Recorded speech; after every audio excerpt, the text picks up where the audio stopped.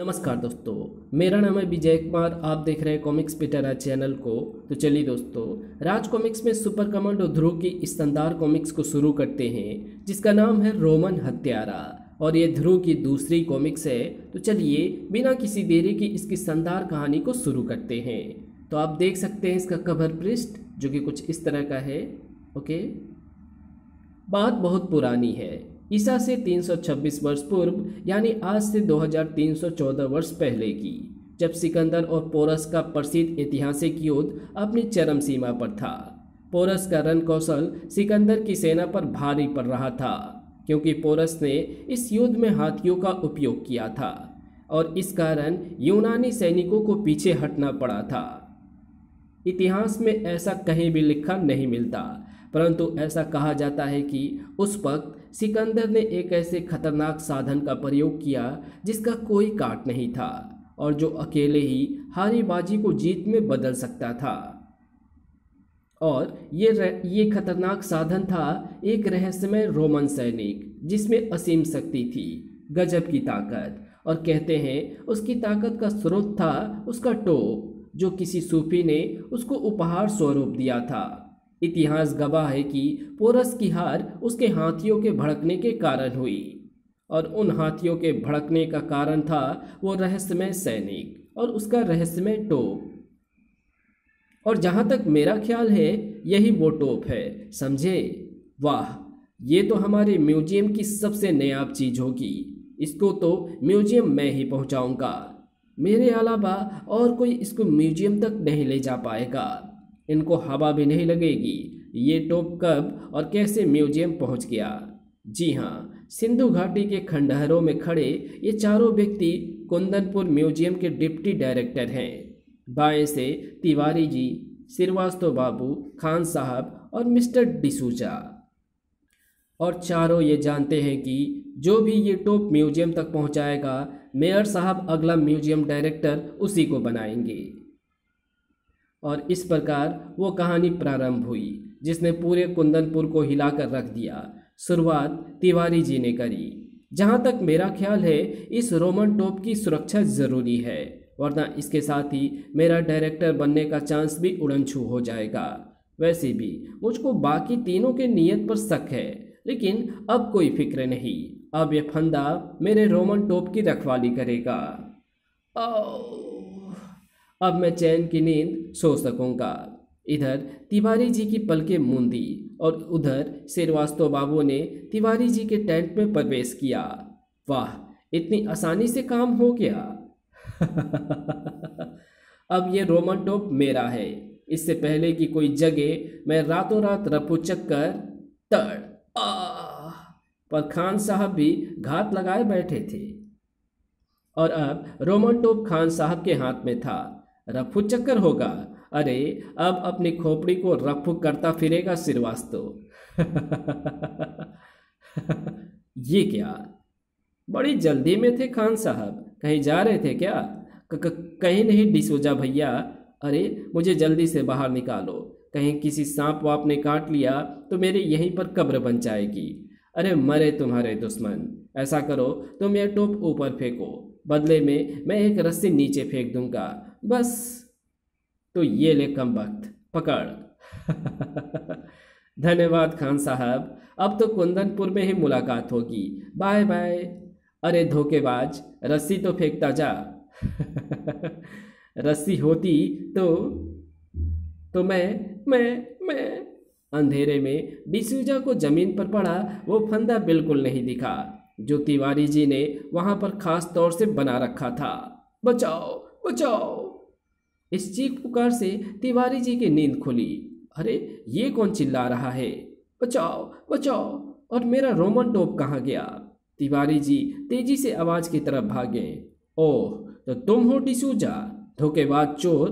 अरे, बातें बाद में करना, पहले मुझे नीचे तो उतारो। नहीं, तुम्हारे जैसे विश्वासघाती की यही सजा है कि तुम ऐसे ही उल्टे लटके रहो। इतने क्रूर मत बनो दोस्त। गुड बाय डिसूजा, अब कुंदनपुर में ही मिलेंगे, जब तुम अखबार में पढ़ोगे कि नगर मेयर द्वारा Shri M Tiwari museum director नियुक्त। अगले दिन आईजी राजन के बंगले के लॉन में पीटर मैसी 1982 का राष्ट्रीय वीरता पुरस्कार 5 सशस्त्र डकैतों को अकेले ही सिर्फ ईंट फेंक फेंक कर मार भगाया। रेनू 1983 की राष्ट्रीय वीरता पुरस्कार विजेता, बाढ़ से 10 व्यक्तियों की जान बचाई, राष्ट्रीय जूनियर निशानेबाजी चैंपियन।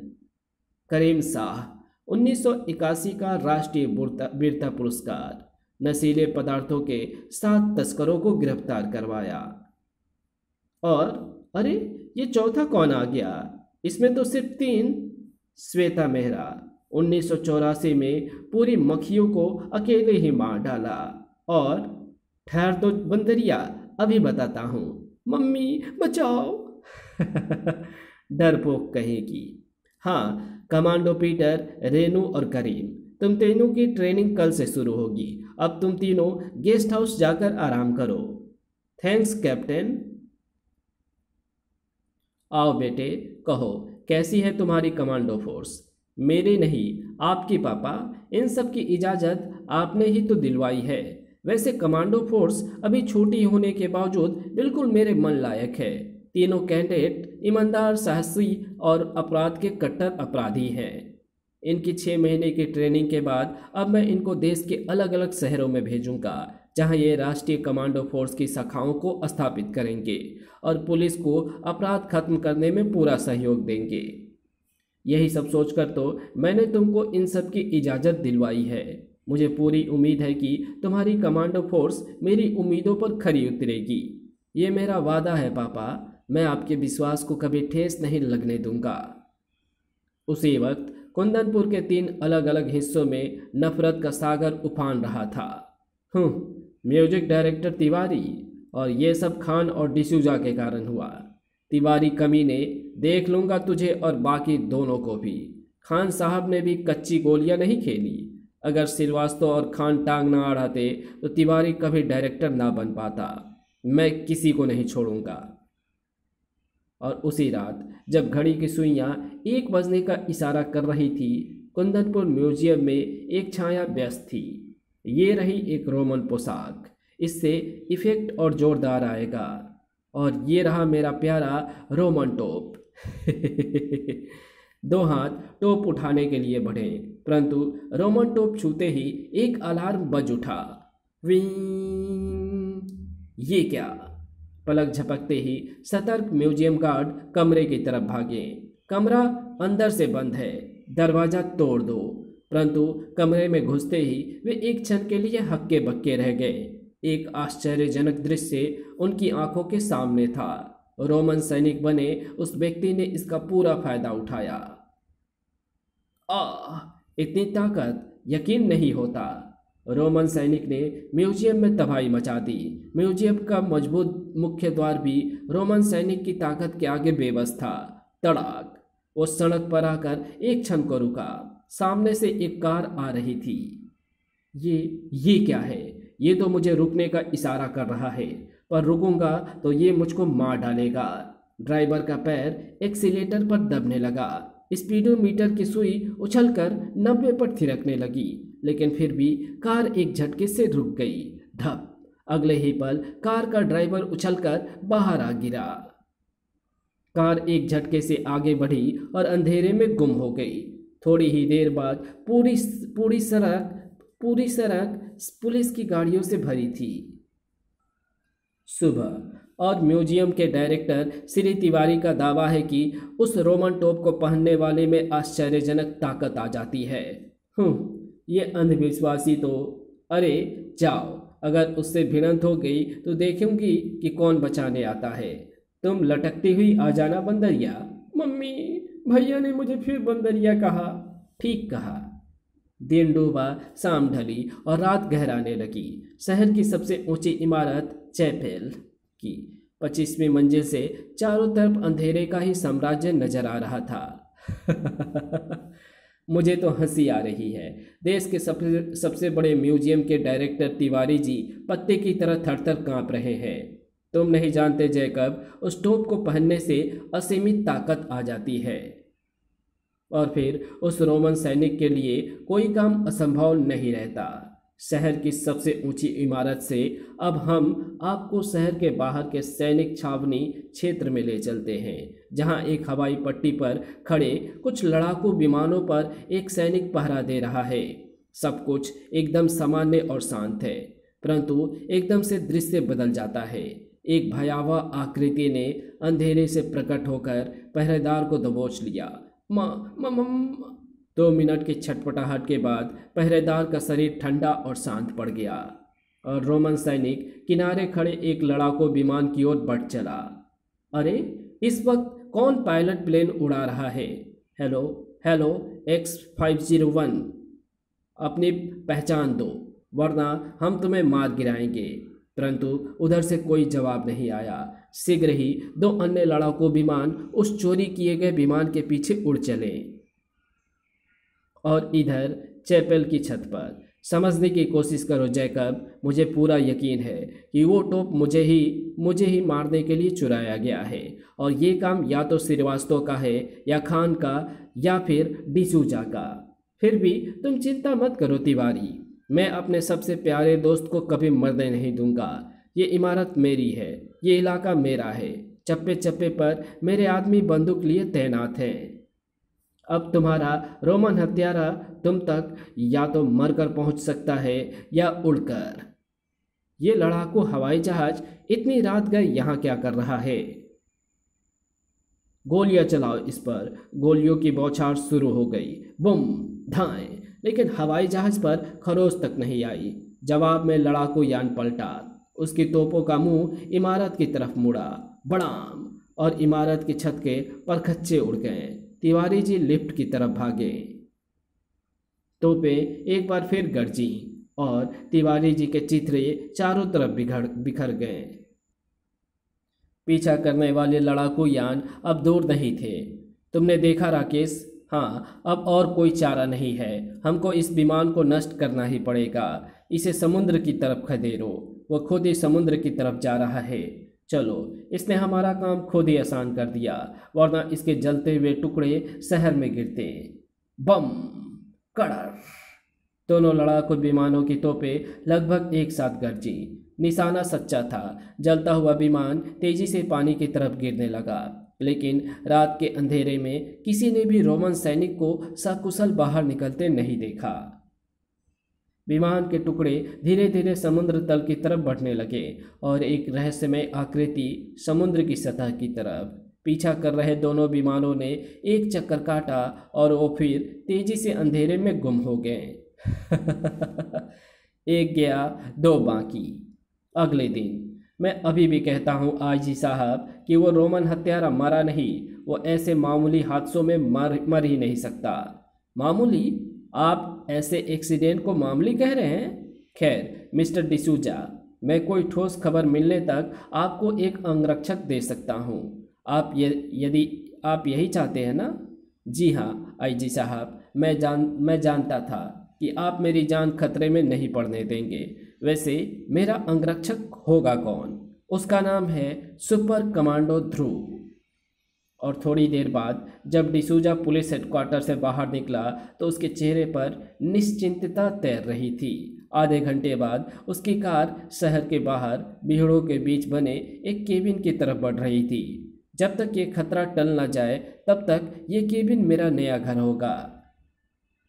यहाँ पर मुझको कोई नहीं ढूंढ पाएगा। वाह!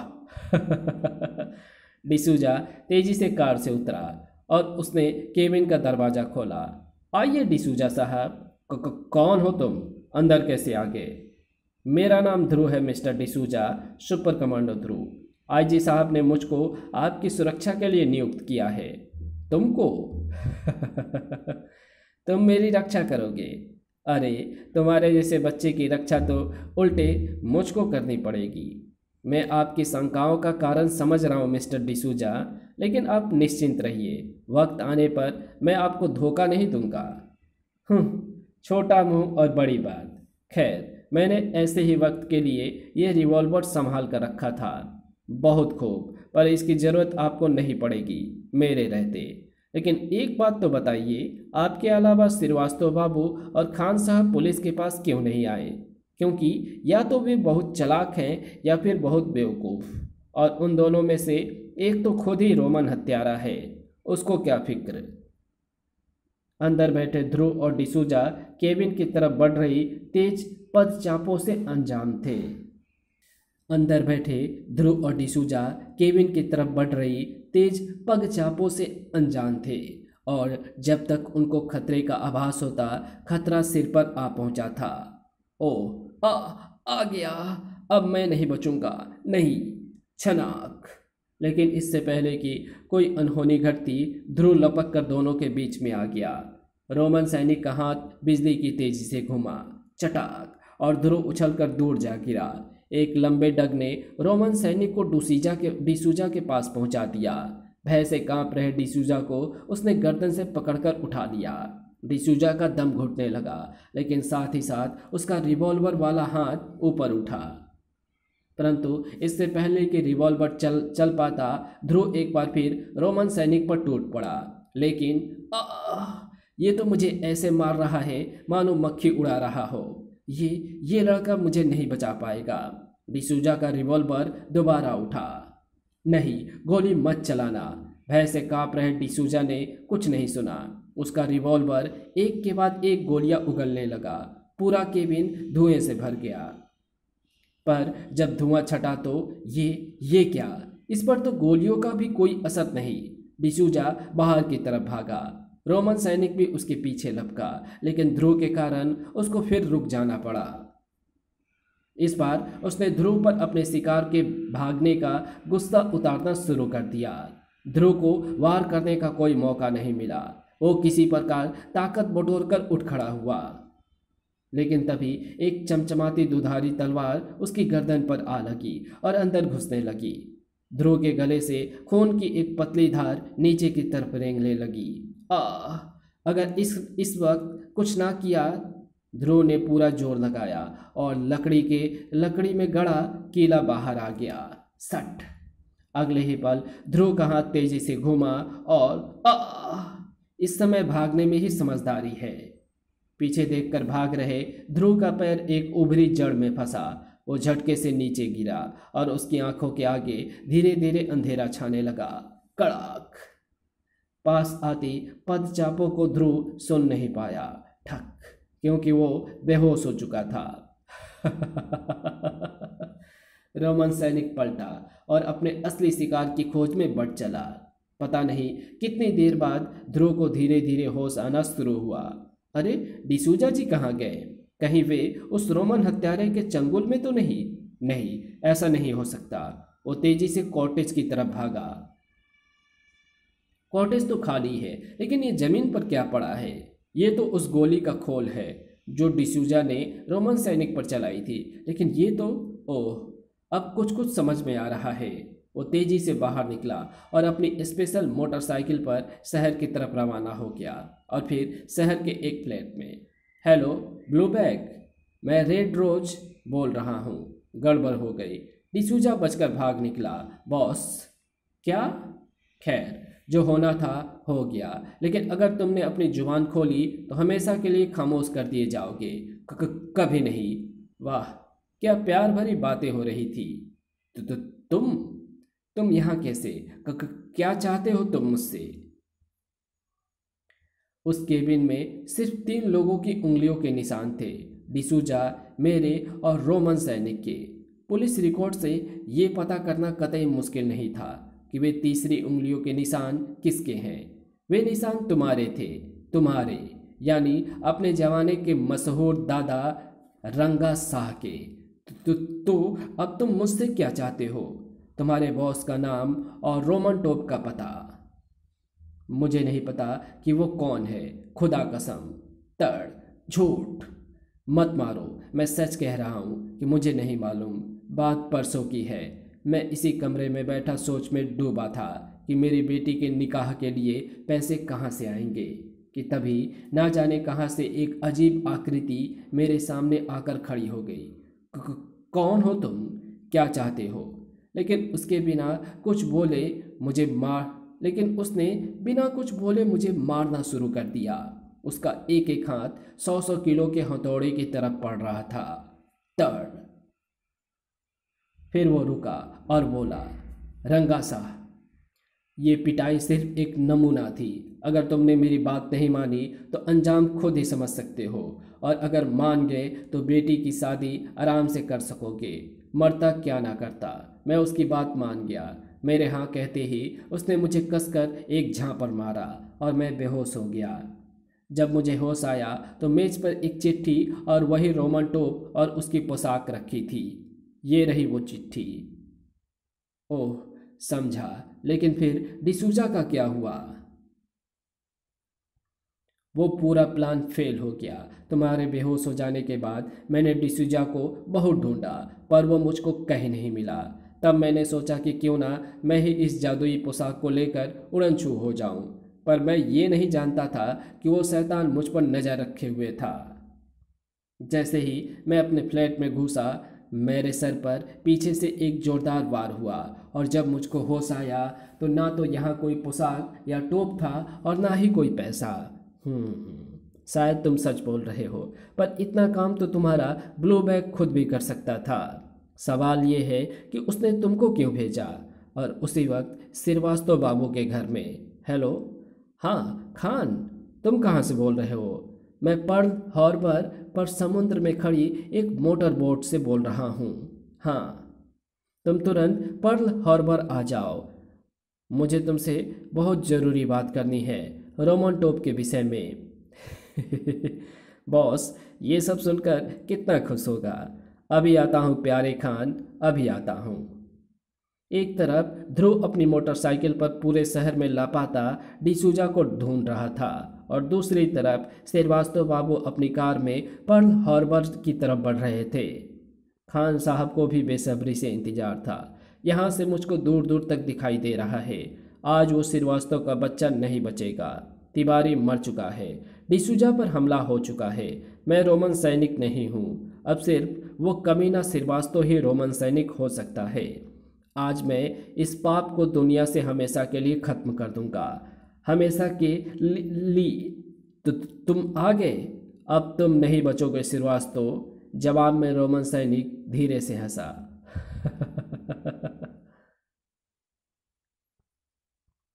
और उसने अपना पैर कसकर मोटर बोट पर पटका। धम। पूरी मोटर बोट एक तरफ झुक गई। खान साहब संतुलन खोकर डेक पर आ गिरे। पिस्तौल उनके हाथ से छूटकर पानी में जा गिरा। अब खान साहब बेबस हो गए थे। मुझे माफ़ कर दो श्रीवास्तव, मैं तो मजाक कर। रोमन हत्यारे ने सब अनसुना करते हुए खान साहब के पैर पकड़कर उनका सिर पानी में डुबा दिया।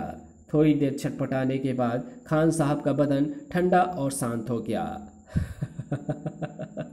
ये भी गया, और मोटर बोट तेजी से किनारे की ओर बढ़ने लगी। लगभग उसी वक्त श्रीवास्तव बाबू के घर में। श्रीवास्तव बाबू के पास कोई फ़ोन आया था साहब। उसी के तुरंत बाद वे पर्ल हार्बर चले गए। Pearl Harbor?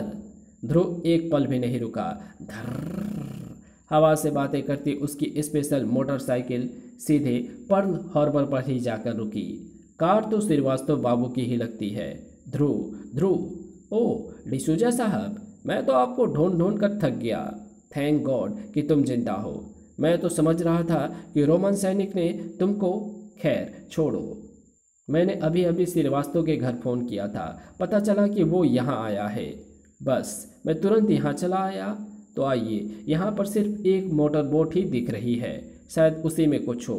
परंतु मोटर बोट में घुसते ही दोनों भौचक्के रह गए। ओह आ, खान साहब। खान साहब मर चुके हैं, लेकिन ये देखो, उधर आओ ध्रुव। श्रीवास्तव रोमन हत्यारा है। मैं तो ये सोच भी नहीं सकता था। मेरा शक तो खान पर था। उठ कमीने, खेल खत्म हो चुका है। चट।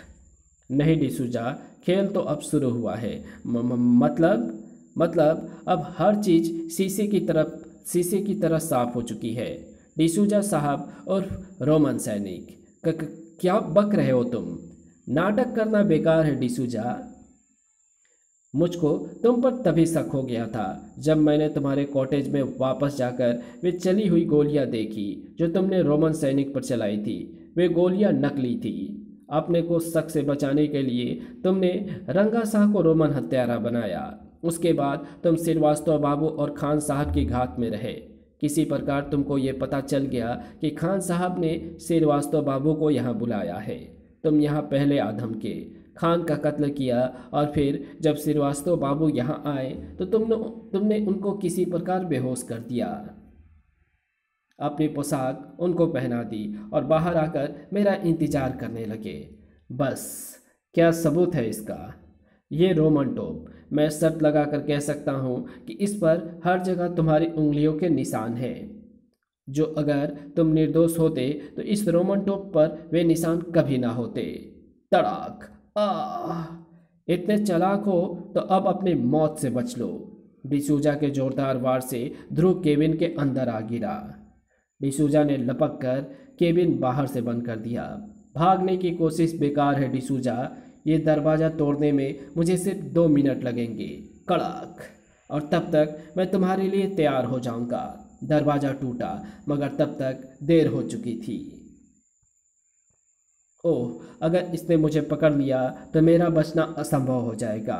ध्रुव बिना किसी पूर्व चेतावनी के उछला और उसने रोमन सैनिक बने डिसूजा को बेरहमों की तरह मारना शुरू कर दिया। तड़ कर और डिसूजा बाहर डेक पर आ गिरा, लेकिन डिसूजा पर इसका कोई असर नहीं पड़ा। धार!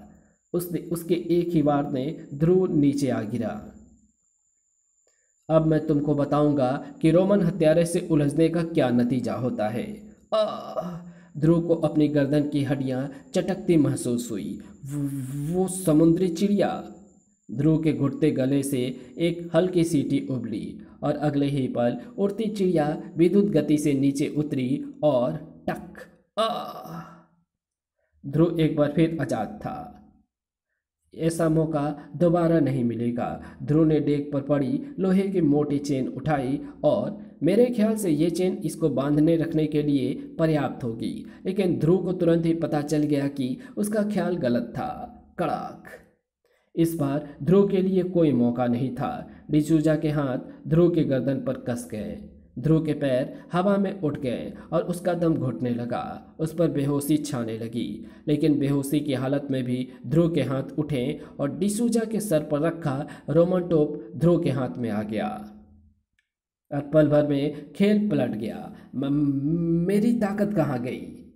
टोप के उतरते ही डिसूजा की आश्चर्यजनक शक्ति तेजी से गायब होने लगी। धाड़! और ध्रुव के तड़ाक! 2 ही वारों में धाड़! डिसूजा फर्श पर बेहोश पड़ा था। धड़ाक! खेल वास्तव में अब खत्म हुआ था। फिर बाद में वह ध्रुव पर इस टोप को पहनने वालों में इतनी ताकत कहाँ से आ जाती थी? जादू से? जादू से नहीं पापा, ये देखिए, इस टोप के अंदरूनी हिस्से में ये छोटी छोटी सुइयां सी उभरी है और इन सुइयों पर किसी प्राचीन जड़ी बूटी का लेप है। जब इस टोप को पहना जाता है तो ये सुइयां बहुत हल्के से पहनने वाले सिर में चुभती है और उनके जरिए ये रहस्यमय जड़ी बूटी उसके शरीर में प्रवेश कर जाती है। इसी दवाई के प्रभाव से टोपी पहनने वालों की ताकत कई गुना बढ़ जाती है। इसी जड़ी बूटी को साफ करने के बाद ये रहस्यमय टोप एक साधारण टोप बनकर रह जाएगा। और अब मैं चलता हूँ। आज से मेरी छोटी सी कमांडो फोर्स की ट्रेनिंग शुरू होने वाली है। बेस्ट ऑफ लक बेटे। तो दोस्तों, अगले अंक तक के लिए अब विदा दीजिए। नमस्कार। तो इसी के साथ ध्रुव की ये कहानी यहीं समाप्त होती है, जो कि ध्रुव की ये दूसरी कॉमिक्स है। तो आपको ये वीडियो कैसी लगी? अगर आपको ये वीडियो अच्छी लगी हो तो इस वीडियो को लाइक शेयर कमेंट ज़रूर कर देना। चैनल पर नए हो तो चैनल को सब्सक्राइब कर ऑल नोटिफिकेशन को सिलेक्ट ज़रूर कर देना। Thanks for watching my videos.